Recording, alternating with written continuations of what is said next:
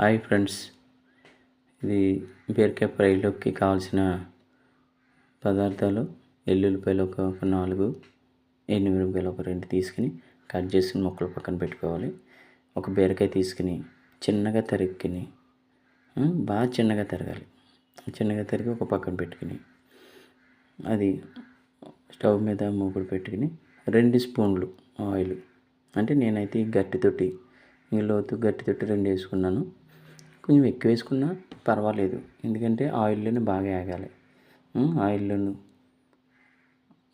ఆయిల్లో వేసి మనం పక్కన పెట్టుకున్నవి ఎండుమిర్చి, వెల్లుల్లిపాయలు వేసి ఆ బీరకాయ ముక్కలు వాటర్లో వేసి తీసుకోవాలి. వాటర్లోంచి తీసేస్తేనే బాగుంటుంది. కొంచెం వాటర్ ఉంటుంది కాబట్టి ఆ వాటర్లో ఉడికితే చాలా బాగుంటుంది. బాగా ఆయిల్లోను ఆ వాటర్లోను సరిపోతుంది, ఇంక నీళ్ళు వేయక్కర్లేదు. అలా చేస్తే చాలా బాగుంటుంది. చూడండి, చేతితోటి ఆ చేతి వాటం అండి. ఏదైనా రుచి రావాలంటే చేతి వాటం వేసి గట్టితో తిప్పుకుని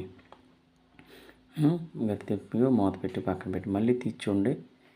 అప్పుడు చూడండి, బీరకాయ కదిలిపోతుంది. మామూలుగా ఉన్నప్పుడే కదిలిపోతుంది, ఆయిల్ వేసినా కూడా కదిలిపోతుంది. ఇలా గట్టితో కొంచెం తిప్పితే చూడండి, చాలా బాగుంటుంది. ఓకే ఫ్రెండ్స్, బీరకాయ ఫ్రై చాలా బాగుంటుంది. దాంట్లో కావాల్సింది సాల్ట్ వేసుకోండి, కొంచెం తగినంత సాల్ట్ వేసుకుని తిప్పి మళ్ళా ఒకసారి తిప్పుతూ ఉండాలి. ఏ ఐటమ్స్ వేసినా ఒకసారి తిప్పుతూ ఉండాలి. ఇంకా ఫ్రెండ్స్, సాల్ట్, కొద్దిగా పసుపు, ఒక గట్టి పసుపు అయితే సరిపోతుంది.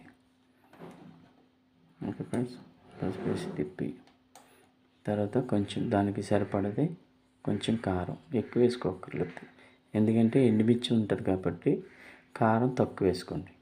ఓకే, కారం ఎక్కువ వేసుకోకూడదు, కొంచెం తక్కువ వేసుకోండి, ఎండుమిర్చి ఉంటుంది కాబట్టి. బాగా తిప్పి సిమ్లో పెట్టుకోవాలి. సిమ్లో పెట్టి తిప్పుతూ ఉంటే చూడండి మంచిగా పేషెంట్కి ఒక్క రకంగా ఉంటుంది. అది ఓకే ఫ్రెండ్స్.